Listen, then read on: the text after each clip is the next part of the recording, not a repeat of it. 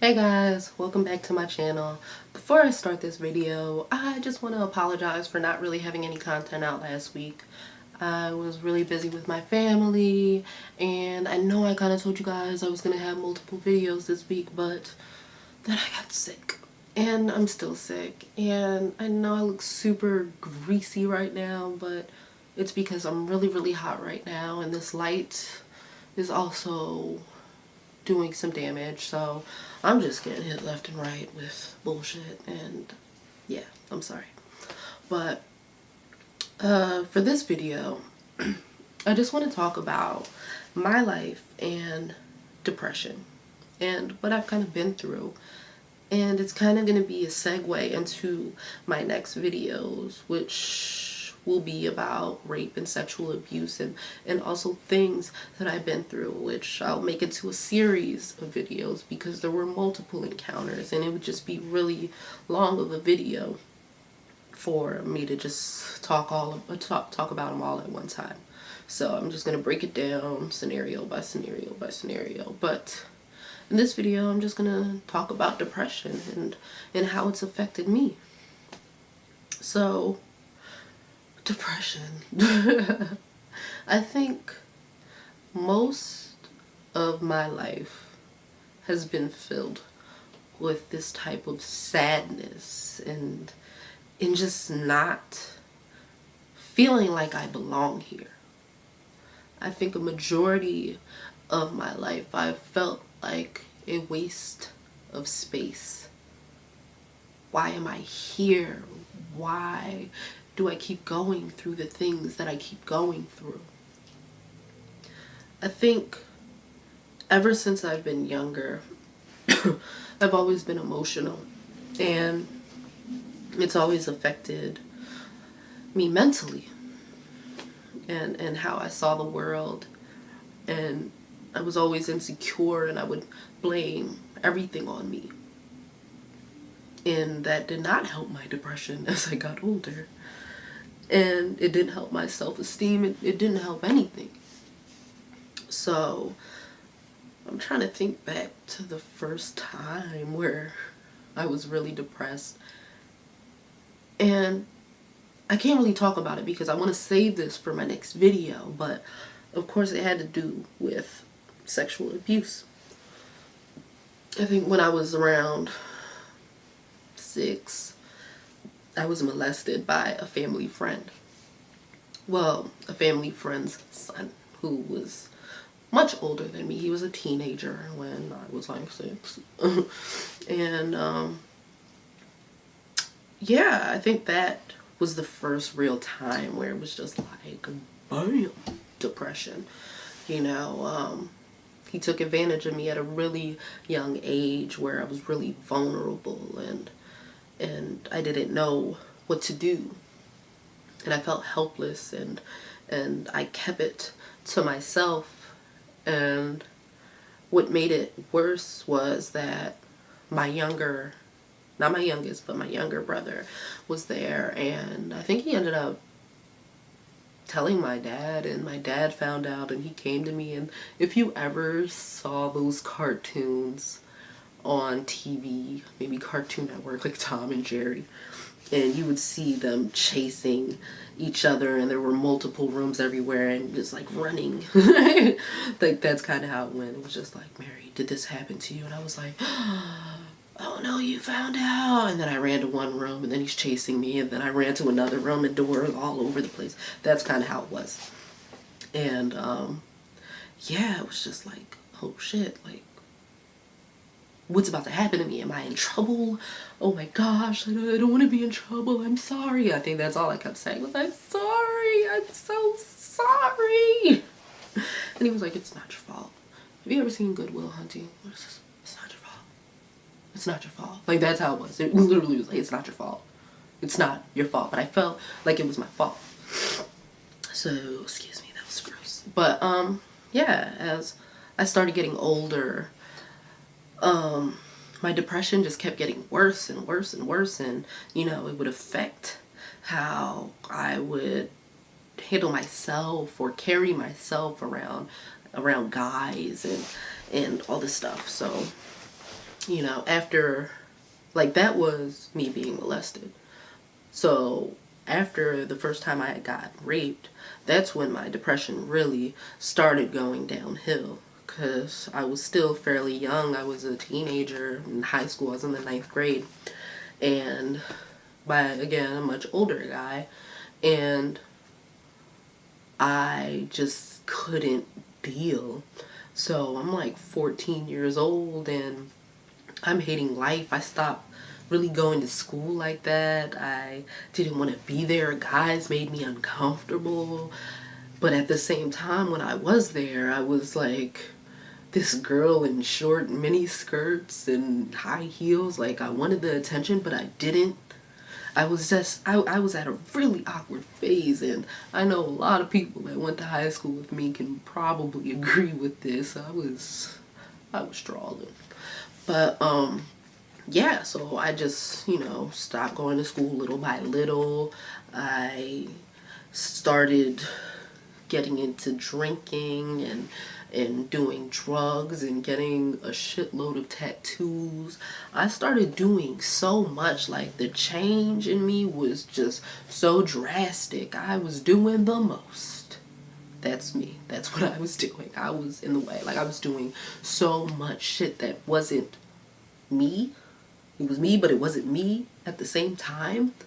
You know, because a lot of people that know me know that I was that quiet girl and it was so innocent and, you know, just so bashful. But then I started just doing all this shit, and I can look back at statuses and just, oh Lord, if you knew me from MySpace, like I was like really hostile, and I was just like, if you don't like my shit, you could get herpes and die. Like, I was just saying all types of foul stuff. My personality was just doing a whole 180. Like, I was a whole different person. That's why when people look at me now, they're just like, dude, you grew a lot. Because I have grown. I didn't know what the hell I was doing back then. I was a hot ass mess. You know, and especially because of the drugs and the drinking. Like, I was an addict. I was really dependent on alcohol. Like, I knew it was bad because if I didn't drink, I was sick. You know, so I had to keep drinking. And then my next choice was the pills. I was doing so many pills, you know, and mixing shit up. And why was I doing that? I was doing it because I didn't want to face the reality of who I was and who I was becoming. And when I was doing those things, it was changing me as a person, and it was making me do stuff that I didn't want to do in my regular state of mind. You know, like, I was really promiscuous and I was fooling around with people, and it's just like, I had no business talking to you. And then, not to mention, you know, it was altering my mind, so it was making me a victim to more sexual abuse. You know, so as all this stuff was happening, I was becoming even more depressed. And not only that, I was becoming suicidal. So I had 2 suicide attempts and I failed miserably because I, again, tried to take a whole bunch of pills, and then, you know, I was found, and maybe I wanted to be found. Maybe I didn't want to die. But, you know, I was screaming out for help in so many ways, but at the same time not saying what I needed to say to get it. Nobody knew what was wrong with me. I was just acting out. They're like, oh, she's just being rebellious. Why is she being so rebellious? I don't know what to do with her. Nobody knew because I wasn't saying it. I mean, my family didn't even really know about me being raped for a long time until I was ready to tell them. You know, so it was just so much going on. There was this one instance, I was a teenager, and I ended up taking like 4 perks and drinking a whole bunch of alcohol. And fast forwarding to the next day, because I didn't remember what happened in between, I was looking for my phone, and this is going to sound really messed up, but my brother had got locked up the night before. And it's kind of a good thing that he did because the timing was impeccable.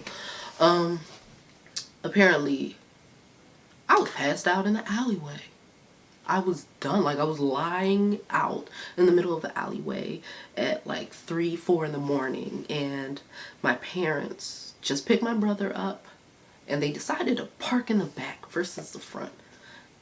And when they were parking, or about to park, until they saw somebody, me, in the way, they had to get out of the car. They had to carry my dead weight ass body in the house and put me to bed. I didn't know. I didn't remember. You know, when I was told that, I was like, get the hell out of here. Shut up. And then I look at myself, and then I look at my clothes, and I see all this vomit on me, and I'm just like... Then I saw my mom. She looked at me with this look like, where did I go wrong in life? Where? And that's kind of how it was. You know, I've never felt that sense of disappointment as much as I did that day. So I think after that, I was just like, I need to do better. I need Jesus, you know. So I think I tried to start getting my life together, but I didn't really know how. But that's like first step. Let me just try to get my GED. So I started going to school to get my GED, and even then I was still depressed, but it was a different depression. And I stopped trying to, well, I didn't stop drinking, but I stopped drinking as much, and, you know, I stopped doing the drugs, and that's when I was really faced with my reality of life and where I've come. So once that happened, and I started going to school, and I think I started doing a little better. I think it got better, then it got worse, then it got better again. You know, it's just a bunch of things that were going on. So anyways, I got my GED. I figured out something I wanted to do with myself, which was photography, and I started going to CCP for that. And then when I was there, I just got really depressed again, and it was around finals. Good, you know, finals. It's a stressful time. So I remember going to my mentor and was just like, dude, I want to die. And I'm dead serious. I want to die. I don't even want to be here right now. Because I was having these thoughts like every day, like, you're doing all this for what? All of this means nothing. You're gonna fail. You're gonna fail. You're gonna fail. And I really truly felt like I was gonna fail. So I went to her, and, you know, she ended up going to my finals and looking at my critiques and trying to show her support. But at the same time, she was just like, you need to go somewhere. We're going for a ride. She takes me to this mental hospital where one of my other counselors worked. And I went there, and I called my parents, and I told them, like, I'm here. I need to be here. I haven't been feeling right, and I'm sorry. I'm just sorry. So checked myself in, and I was there for about a week. And just to give you a time frame, it was around when Hurricane Sandy was here. So I probably could have left earlier, but the storm came, shut everything down, which was all good.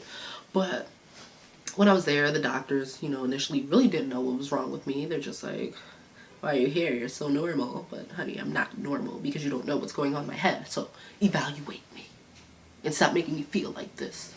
So, you know, that's when they came to the conclusion that you are a high-functioning bipolar 2 haver, and you need meds, which I don't take because I don't know if I have that. You know, I'm a very emotional person, and, you know, I go off of that, and it's just really weird hearing somebody say, oh, you have bipolar. Oh, like, what? What are you saying? But anyway, so I could possibly have it. Then they were talking about PTSD, or they were talking about borderline. There were so many things that I could have, but all they knew was that I was very high functioning because I could cover it up really well. You know, if I see somebody, hi, how are you? What's going on? Like, I can cover it up. Nobody would ever know unless I tell them, you know? So that was really the most difficult thing about me going through my depression. It's like nobody would ever know.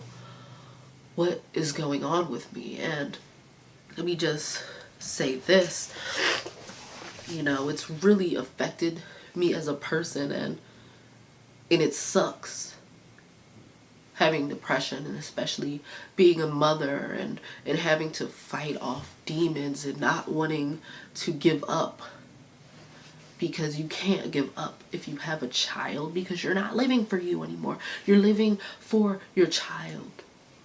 And that has been my biggest struggle, is covering up all of my feelings, and it might actually be helping me at the same time, because I have to stop being selfish, and I have to stop doing for me when I have a whole other person to think about.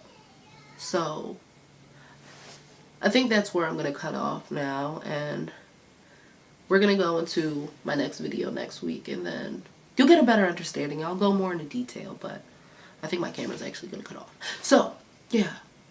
Just make sure you like, share, subscribe, do all that jazz, and I hope to see you next week, and yeah, later.